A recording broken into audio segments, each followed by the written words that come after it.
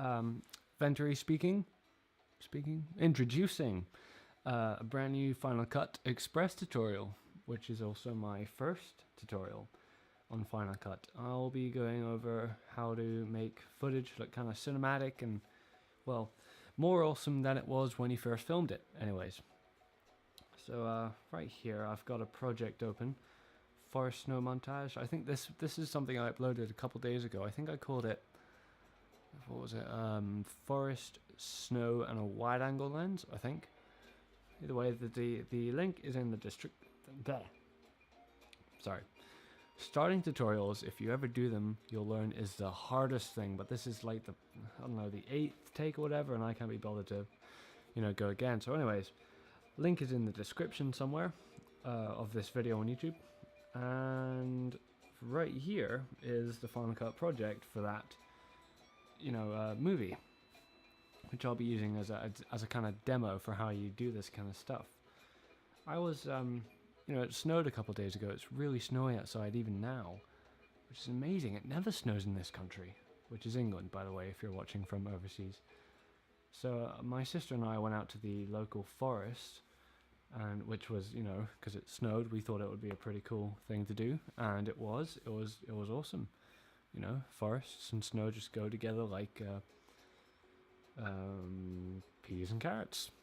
Why not? Peas and carrots, sure. I brought with me my my new GlideCam HD 1000. I got a Sigma 10 to 20mm for Christmas, so that's the spec for what this is filmed on. And the camera is a Canon 550D. Yeah, I think that's everything. Alright, let's get started. So, File, New Project. This is what the default will look like in Final Cut. Oh no, it won't. Excuse me. Just a mo. Don't freeze on me now. This is what the default will look like in Final Cut if you've never used it before. You've got to count the bin or the kind of clip basket over here, the viewer slug, the preview box thing, the canvas preview thing, and the timeline. The viewer is where you can preview clips before you put them into the timeline, and the canvas shows what is in the timeline. Now we've got that out of the way, we can start getting clips involved. So let's go into movies, and I think I saved them in montage. Here we go. Okay, just open up a clip in QuickTime. It's just to say, it's easier to do this in QuickTime because opening stuff up in Final Cut can sometimes be laggy and you have to render it and whatnot. Here's a pretty cool moment. My sister's walking up to take a picture, and I just kind of orbit around, and you get this really nice establishing / wide shot going on over here, all enhanced by the wide angleness of this lens. Yeah, I think I'll work with that for this tutorial. So I start aiming at, ooh, yeah, that was also a good moment, snow falling. Alright, so I'll start the clip at 1 minute 27 seconds. Okay.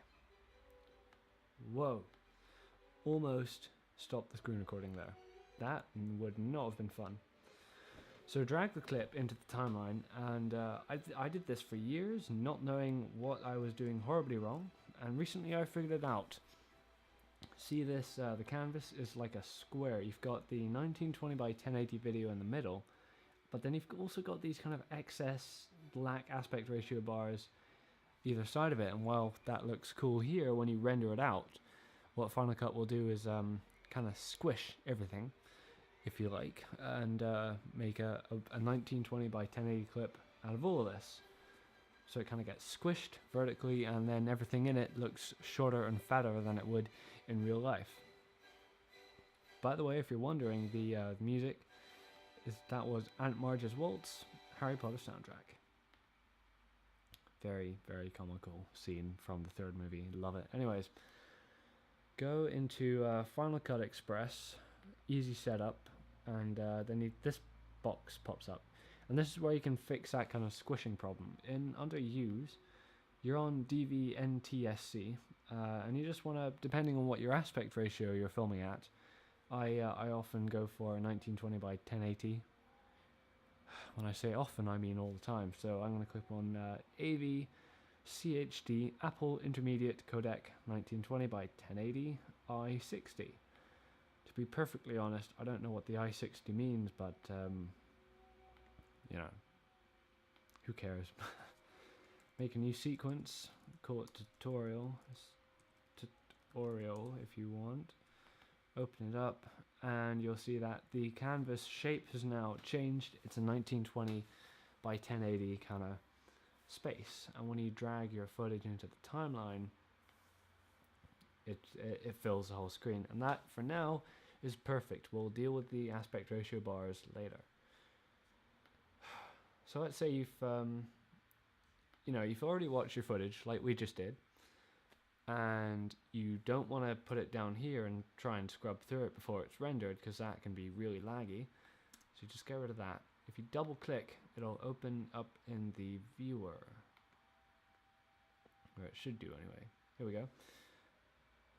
Oh no. Who remembers what time code I read out? Was it 1 minute 27? Yeah, wow, how about that? So this time code up here, just type in the numbers. It goes hours, minutes, seconds, and milliseconds. Hit M and hit M, and it will leave a marker, which is a kind of marker thing. And when you drag it into the timeline, you've got this little colorful dot. If you have snapping labeled here, which the icon looks, it's kind of like 2 arrows pointing away from each other with lines coming off them. It's pretty cool. I prefer to leave that on. So when that's on, you can either go to the edge of the clip and just drag it around, or click on the razor tool, which looks more like a clapperboard than a razor. Clip in the middle and delete the excess footage. Drag that to the start, and then just find the end of the desired clip.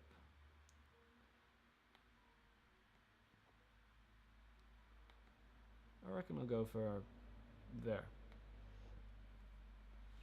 Right, so that's command plus and minus to kind of zoom in and out on the timeline. You can kind of grab the edges of these things, but their aim is awful, and you end up looking at places you really don't want to be looking at, like just in the middle there. So here's your clip.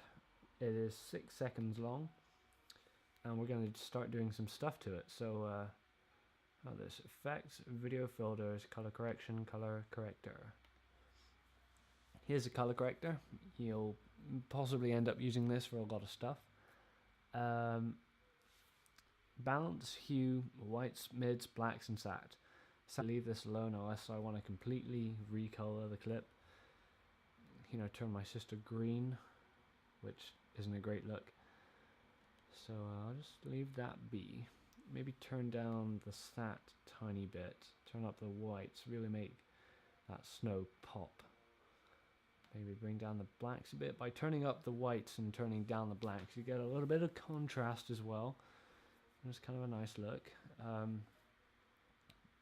If you think your clip is tinted too much, one particular color, you can, this balance here, just grab the white dot, the gray dot in the middle, and let's say you filmed, and the footage was too red, say, too warm. Drag it towards the blues. Not that much, obviously. More like this, or maybe if there's the other problem, just swing it around this way. That's kind of like what my ski goggles make the world look like. Anyway, it's sort of bright yellow. Anyways, I'm just gonna leave that in the middle there because, well, to be perfectly honest, that looks fine to me for now. That's color correction. So I've got this clip of Sarah, my sister, going up and taking a picture of that little kind of mini Christmas tree thing. There's a whole bunch of stuff you can do in here, really. If you're messing with audio, you got a whole bunch of these. You've got loads of stuff you can do. I normally just leave that stuff alone. You've got color correction, stylize, perspective, QuickTime, distort, blur. Blur is what we'll be using next, actually. This is a personal favorite effect of mine. I over the progress of Sight, which is a really long film that I've been shooting for just over a year now. I started in September 2011. Kind of exploring the themes of that film. I've worked out it's more of a grungy type thing, and I think this kind of blur, artificial depth of field blur, works really well. I've seen it in stuff like Misfits, so if you like that kind of,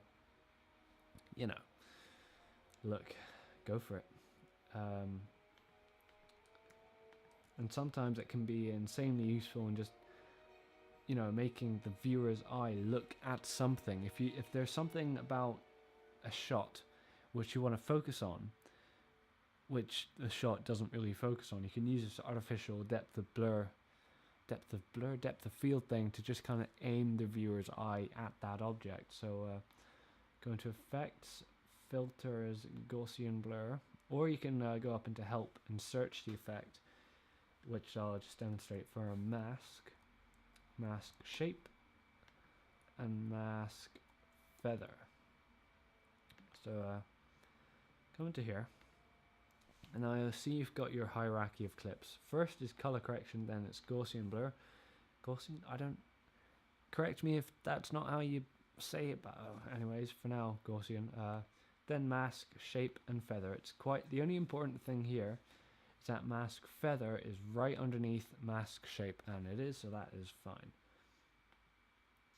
For now, we'll just for now, we'll click on the color correction there and press Command D? No. Command C, Command V. So copy and paste. So we've got 2 color corrections. In the second one, just take the blacks all the way down. And that just makes the clip completely, utterly black. This is helpful just to show you where your mask, what area your mask is affecting, because, this is no After Effects, there's no, outline or anything, so... just shape your mask how you'd like it to. For this example, I think I'll just maybe bring the center over this way a bit to, shift the focus more on my sister going up to take the pictures. Just expand that. When you think you've got the shape, you can click invert. Delete the second color correction and just hit backspace. Oops. There we go. And then you can turn up the Gaussian blur to whatever you want. I usually go for about 15. Turn up the mask feather. It's not really feathered enough, so just, command copy and paste that a couple hundred times. Almost break the Mac with all that feathering. Just feather the hell out of that thing. And there you go. Whoa, hold on. That's not right. That's not right at all. Invert. There. I unchecked invert. There. So there is your clip. I might just shift it a tiny bit more this way again. Basically in the middle. Yeah, just going to collapse all these.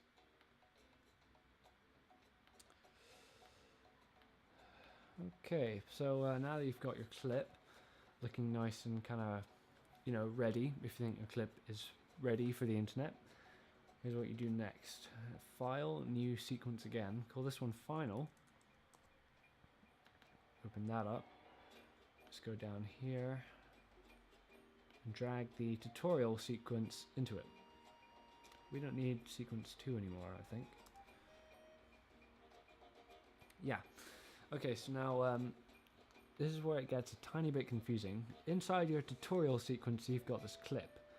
Inside your final sequence, you have the tutorial sequence, which has a clip. So from the final sequence, you can see the clip inside the tutorial sequence. It's not that, it's pretty easy to get your head around, actually. It's just like a sequence within a sequence. It's kind of like Inception-y. We have to go deeper, that sort of thing. Actually, for the psyched project file, there's about, what, 70 different sequences all linked with each other in that way. How's that for deep Inception? Anyways, what was I about to do? Oh yeah. So, okay.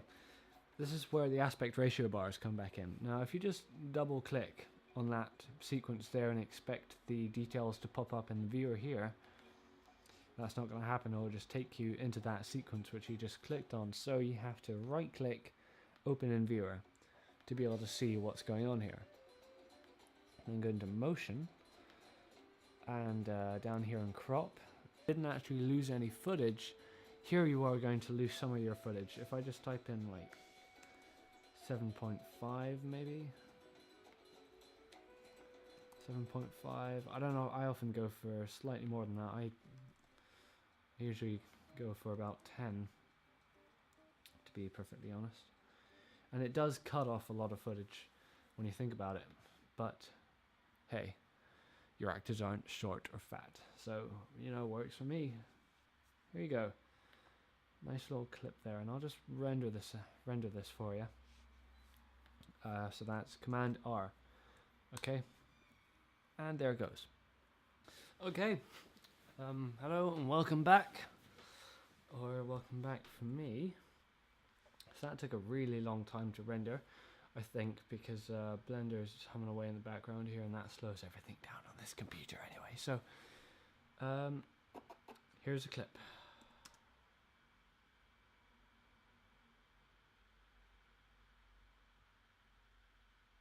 There you go. Looks pretty good. So that's essentially it for the tutorial. I can't believe I just waited like 20 minutes to show you that 6 seconds. Oh wow, that really took an unusually long time and a really long time to render. Alright, just one more little quirky thing while we're here. Yeah, so you know, that's if you're you know, bored and you just want to listen to some songs backwards, drag them into here. Listen to them backwards. Another One Bites the Dust is hilarious backwards. But anyway, final part of the tutorial, how to render stuff out properly. What I just did there was here in the timeline, but it's still not a self-contained clip. And what I want to do is make this clip into a self-contained clip. So how I do that is go into File, Export, and then using QuickTime Conversion. You can mess around here if you like, but if you're going for YouTube, I've found the best results come from when you make sure you're on QuickTime Movie, go into Options, and then you get, you know, video, sound, and internet streaming. Under Video, go into Settings, make sure you're under H.264. I mean, the others work as well, but I think after, you know, much experimenting, H.264 works the best. You know, compressor quality, wherever you'd like that. I often take it all the way up just to be, you know, just for laughs. Leave filter, kind of leave filter alone. I mean, that's literally, you know, special effects, so color tint, style, and weird unnecessary stuff like that. Make sure you go into size and change this from whatever it's currently set to, which will, odds are it will be quite a low, you know, quite a low, what am I trying to say here? Resolution, right. Most of the time mine sets itself to this, or maybe this if I'm lucky.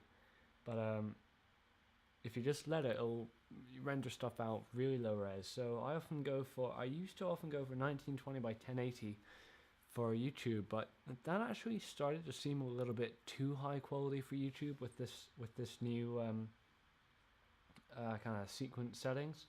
So instead, I've gone for 1280 by 720 the last couple of weeks. It just seems to work better. And make sure you click deinterlace source video, otherwise it interlaces, and that doesn't look fun at all. Sound, I don't know much about sound, but this has always worked fine for me. Internet streaming, fast start works for me. If you're going, you know, if you want to upload to Vimeo or YouTube or something, make sure you tick that and then you press OK. Yeah, you know, make sure you save it to where you want to save it. Give it a cool name. and click save, which I'm not going to do because I'm not actually going to render this out. That's just not really that necessary for me, but there you have it. No, I don't want to save. There you have it. How to edit stuff in Final Cut, you know, the basics, how to make stuff look cool, high res, cinematic, all that kind of stuff, how to use aspect ratio bars properly and effortlessly. That's one thing. The bonus about making a sequence within a sequence and then doing the aspect ratio bars in this is that if you had, say, 50 clips in this timeline, instead of going through each and every single layer individually putting in the crops, if you go into Final and just do it to the sequence as a whole, you know, it's faster, it's quicker, it's easier. So yeah, there you go.